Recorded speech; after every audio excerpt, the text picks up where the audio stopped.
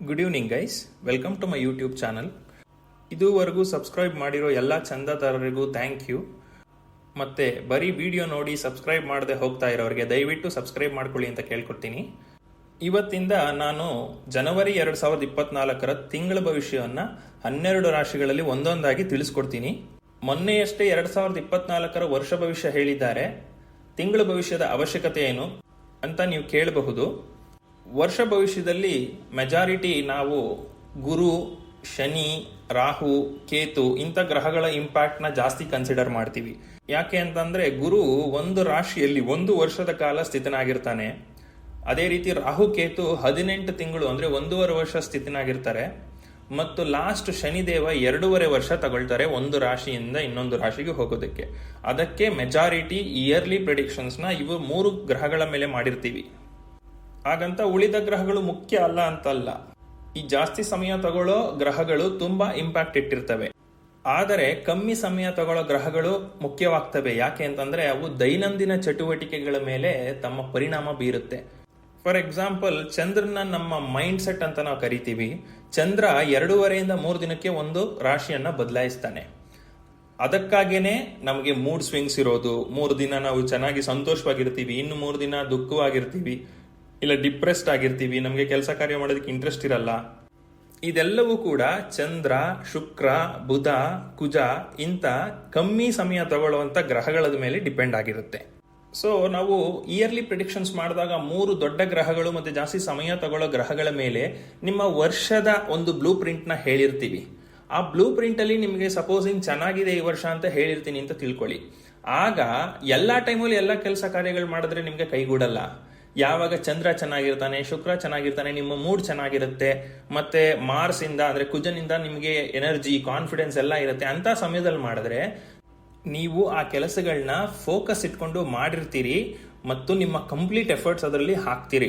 ಆ ಕಾರಣದಿಂದ ತಿಂಗಳ ಭವಿಷ್ಯದಲ್ಲಿ ಯಾವ ದಿನ ನಿಮಗೆ ಅದೃಷ್ಟ ತರುತ್ತೆ, ಯಾವಾಗ ಸಪೋರ್ಟ್ ಇದೆ, ಮೆಂಟಲಿ ಯು ಆರ್ ಸ್ಟೇಬಲ್, ಮತ್ತೆ ಎಫರ್ಟ್ಸ್ಗೆ ಏನು ಬೇಕು ಶಕ್ತಿ ಅದು ನಿಮ್ಮಲ್ಲಿದೆ ಅಂತ ತಿಳಿಸ್ಕೊಡ್ತದೆ ತಿಂಗಳ ಭವಿಷ್ಯ.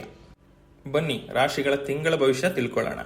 ಮೊದಲಿಗೆ ಯಾವ ಯಾವ ಗ್ರಹಗಳ ಗ್ರಹಚಾರ ಹೇಗಿದೆ ಅಂತ ತಿಳಿಸ್ಕೊಡ್ತೀನಿ. ಇದರಲ್ಲಿ ದೊಡ್ಡ ದೊಡ್ಡ ಗ್ರಹಗಳದ್ದು ಹೇಳಲ್ಲ.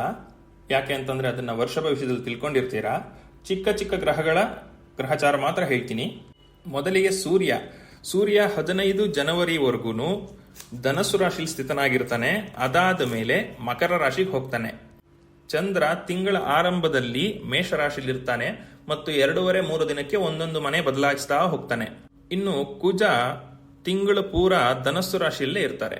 ಮೊದಲನೇ 7 ದಿನ ಅಂದ್ರೆ ಜನವರಿ 7ರವರೆಗೂ ಮಾತ್ರ ವೃಶ್ಚಿಕ ರಾಶಿಲಿ ಇರ್ತಾರೆ. ಇನ್ನು ಶುಕ್ರ ಜನವರಿ 18ನವರೆಗೂ ವೃಶ್ಚಿಕ ರಾಶಿ ಇರ್ತಾರೆ. ಆಮೇಲೆ ಫೆಬ್ರವರಿ 12ರವರೆಗೂ ನೆಕ್ಸ್ಟ್ ರಾಶಿ ಅಂತಂದ್ರೆ ಧನಸ್ಸು ರಾಶಿಲಿ ಇರ್ತಾರೆ. ಇನ್ನು ಬುಧ ಗ್ರಹ 7 ಜನವರಿವರೆಗೂ ವೃಶ್ಚಿಕ ರಾಶಿಲಿ ಇರ್ತಾರೆ. ಅದಾದ್ಮೇಲೆ ಪೂರ ತಿಂಗಳು ಧನಸ್ಸು ರಾಶಿಲಿ ಇರ್ತಾರೆ. ಆದರೆ ವಕ್ರಗತಿಲಿ ಇರ್ತಾರೆ ಬುಧ. ಇನ್ನು ಗುರು ತಿಂಗಳು ಪೂರ್ತಿ ಮೇಷರಾಶಿಯಲ್ಲಿರ್ತಾನೆ. ಶನಿ ಕುಂಭರಾಶಿಯಲ್ಲಿದ್ದಾನೆ.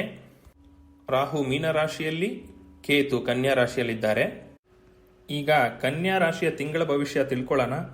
ಮೊದಲಿಗೆ ಸೂರ್ಯ ನಿಮ್ಮ 4ನೇ ಮನೆಯಲ್ಲಿ 15ನೇ ತಾರೀಕಿನವರೆಗೂ ಇರ್ತಾನೆ. 4ನೇ ಮನೆ ಸೂರ್ಯನಿಗೆ ಒಳ್ಳೇದಲ್ಲ. ಫ್ಯಾಮಿಲಿ ಎನ್ವಿರಾನ್ಮೆಂಟ್ ಅಲ್ಲಿ ಬಿಗುವಿನ ವಾತಾವರಣ ಇರುತ್ತೆ. ಎಲ್ಲರೂ ಸ್ವಲ್ಪ ಬಿಸಿಯಾಗಿ ಇರ್ತೀರಿ. ಒಬ್ರಿಗೊಬ್ರು ಮನಸ್ತಾಪಗಳಿರೋ ಚಾನ್ಸಸ್ ಇರುತ್ತೆ. ಮತ್ತೆ ನೈಬರ್ಸ್ ಜೊತೆ ಅಂದ್ರೆ ನೆರೆಹೊರೆಯವರ ಜೊತೆನೂ ಸ್ವಲ್ಪ ಕಲಹಗಳನ್ನ ಎಕ್ಸ್ಪೆಕ್ಟ್ ಮಾಡಬಹುದು. 16ನೇ ತಾರೀಕಿನ ನಂತರ ಸೂರ್ಯ ನಿಮ್ಮ 5ನೇ ಮನೆಗೆ ಪ್ರವೇಶ ಮಾಡ್ತಾನೆ. 5ನೇ ಮನೆ ಕೂಡ ಒಳ್ಳೇದಲ್ಲ. ನಿಮ್ಮ ಕ್ರಿಯೇಟಿವಿಟಿಗೆ ಸ್ವಲ್ಪ ತೊಂದರೆ ಬರುತ್ತೆ. ನಿಮ್ಮ ತಲೆ ಜಾಸ್ತಿ ಓಡೋದಿಲ್ಲ.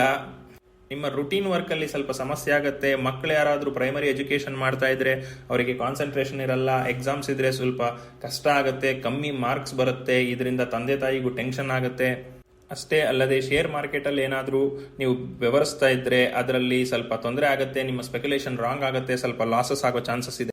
ಇನ್ನು ಕುಜ ನಿಮ್ಮ 4ನೇ ಮನೆಯಲ್ಲಿ ಇರ್ತಾನೆ. 4ನೇ ಮನೆಯ ಕುಜ ಅಷ್ಟು ಒಳ್ಳೇದಲ್ಲ. ರಕ್ತ ಸಂಬಂಧಿ ಕಾಯಿಲೆಗಳು ನಿಮ್ಮನ್ನು ಕಾಡಬಹುದು.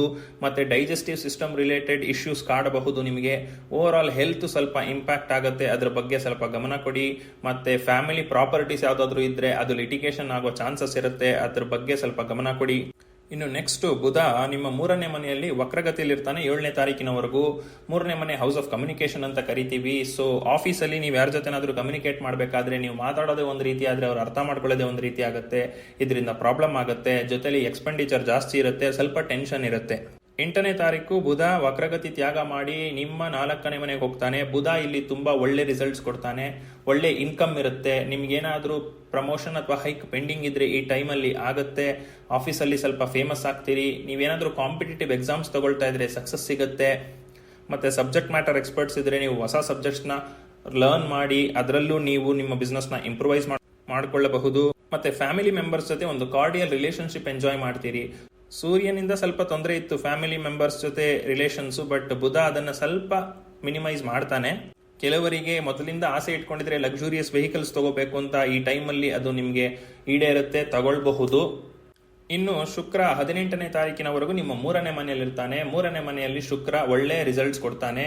ಪ್ರೊಫೆಷನ್ ತುಂಬಾ ಚೆನ್ನಾಗಿ ಓಡುತ್ತೆ. ಈ ಟೈಮಲ್ಲಿ ಲಾಭದಾಯಕವಾಗಿರುತ್ತೆ ಕೆಲಸ. ಬಿಸ್ನೆಸ್ ಮಾಡ್ತಿದ್ರೆ ಸ್ವಲ್ಪ ಲಾಭ ಆಗುತ್ತೆ. ಮತ್ತೆ ಕಾರ್ಡಿಯಲ್ ರಿಲೇಶನ್ಶಿಪ್ಸ್ ಇರುತ್ತೆ ನಿಮ್ಮ ಬ್ರದರ್ಸ್ ಅಂಡ್ ಸಿಸ್ಟರ್ಸ್ ಜೊತೆ.